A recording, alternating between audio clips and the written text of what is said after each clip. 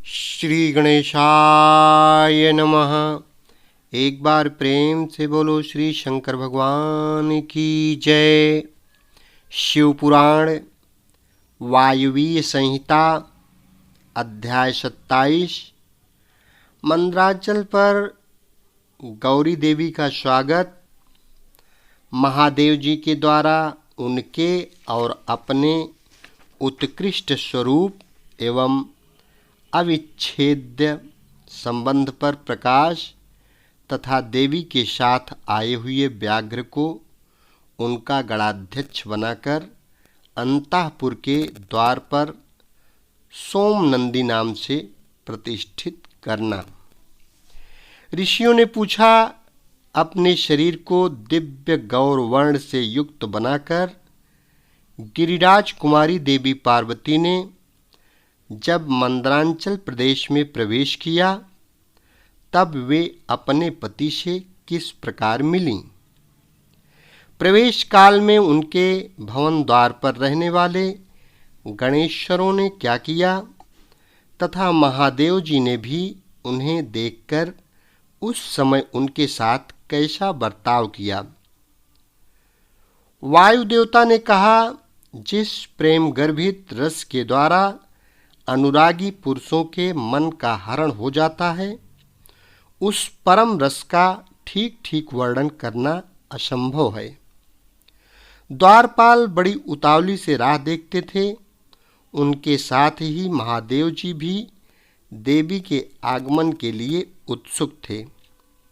जब वे भवन में प्रवेश करने लगीं, तब संकित हो उन प्रेम जनित भावों से वे उनकी ओर देखने लगे। देवी भी उनकी ओर उन्हीं भावों से देख रही थीं। उस समय उस भवन में रहने वाले श्रेष्ठ पार्षदों ने देवी की वंदना की। फिर देवी ने विनय युक्त वाणी द्वारा भगवान त्रिलोचन को प्रणाम किया। वे प्रणाम करके अभी उठने भी नहीं पाई थीं कि परमेश्वर ने उन्हें दोनों हाथों से पकड़कर बड़े आनंद के साथ हृदय से लगा लिया। फिर मुस्कुराते हुए वे एक टक नेत्रों से उनके मुख चंद्र की सुधा का पान सा करने लगे। फिर उनसे बातचीत करने के लिए उन्होंने पहले अपनी ओर से वार्ता आरंभ की। देवाधिदेव महादेव जी बोले, सर्वांग सुंदरी प्रिय, क्या तुम्हारी वह मनोदशा दूर हो गई जिसके रहते तुम्हारे क्रोध के कारण मुझे अनुनय विनय का कोई भी उपाय नहीं सूझता था? यदि साधारण लोगों की भांति हम दोनों में भी एक दूसरे के अप्रिय का कारण विद्यमान है, तब तो इस चराचर जगत का नाश हुआ ही समझना चाहिए। मैं अग्नि के मस्तक पर स्थित हूँ और तुम सोम के। हम दोनों से ही यह अग्नि सोमात्मक जगत प्रतिष्ठित है। जगत के हित के लिए स्वेच्छा से शरीर धारण करके विचरने वाले हम दोनों के वियोग में यह जगत निराधार हो जाएगा। इसमें शास्त्र और युक्ति से निश्चित किया हुआ दूसरा हेतु भी है। यह अस्थावर जंगम रूप से जगत वाणी और अर्थमय ही है। तुम साक्षात वाणीमय अमृत हो और मैं अर्थमय परम उत्तम अमृत हूँ। ये दोनों अमृत एक दूसरे से विलग कैसे हो सकते हैं? तुम मेरे स्वरूप का बोध कराने वाली विद्या हो और मैं तुम्हारे दिए हुए विश्वासपूर्ण बोध से जानने योग्य परमात्मा हूँ। हम दोनों क्रमशः विद्यात्मा और वेद्यात्मा हैं। फिर हम में वियोग कैसे संभव है? मैं अपने प्रयत्न से जगत की सृष्टि और संहार नहीं करता। एकमात्र आज्ञा से ही सबकी सृष्टि और संहार उपलब्ध होते हैं। वह अत्यंत गौरवपूर्ण आज्ञा तुम ही हो। ऐश्वर्य का एकमात्र सार आज्ञा यानी शासन है। क्योंकि वही स्वतंत्रता का लक्षण है। आज्ञा से वियुक्त होने पर मेरा ऐश्वर्य कैसा होगा? हम लोगों का एक दूसरे से विलग होकर रहना कभी संभव नहीं है। देवताओं के कार्य की सिद्धि के उद्देश्य से ही मैंने उस समय उस दिन लीलापूर्वक व्यंग्य वचन कहा था। तुम्हें भी तो यह बात अज्ञात नहीं थी, फिर तुम कुपित कैसे हो गई? अतः यही कहना पड़ता है कि तुमने मुझ पर भी जो क्रोध किया था वह त्रिलोकी की रक्षा के लिए ही किया था, क्योंकि तुम में ऐसी कोई बात नहीं है जो जगत के प्राणियों का अनर्थ करने वाली हो। इस प्रकार प्रिय वचन बोलने वाले साक्षात परमेश्वर शिव के प्रति श्रृंगार रस के सारभूत भावों की प्राकृतिक जन्मभूमि देवी पार्वती अपने पति की कही हुई यह मनोहर बात सुनकर इसे सत्य जान मुस्कुरा कर रह गईं। लज्जावश कोई उत्तर न दे सकीं, केवल कौशिकी के यश का वर्णन छोड़कर और कुछ उन्होंने नहीं कहा।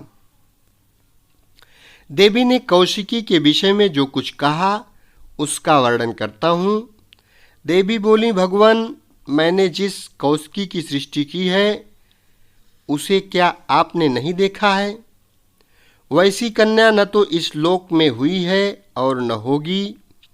यूँ कहकर देवी ने उसके विंध्य पर्वत पर निवास करने तथा सम्रांगण में शुंभ और निशुंभ का वध करके उन पर विजय पाने का प्रसंग सुनाकर उसके बल पराक्रम का वर्णन किया।